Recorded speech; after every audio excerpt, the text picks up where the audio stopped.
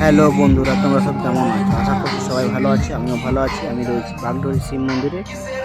আজ শিবরাত্রি, মহাশিবরাত্রি। সেটাই যে কত ভিড় হয়েছে সেটা দেখাচ্ছি।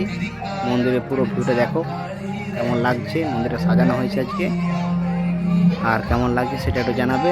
কতজন মহিলা যারা রয়েছে তারা এসছে শিবরাত্রি করতে, বাবার পুজো করতে।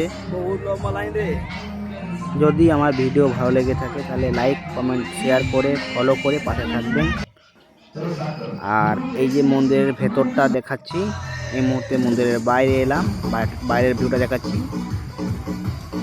আর আজকে শিবরাত্রি সন্ধ্যের দিক থেকে লেগেছে, বাট 3টে থেকে কিন্তু প্রচুর ভিড় ছিল, সেই ভিউটাই আমি দেখাচ্ছি।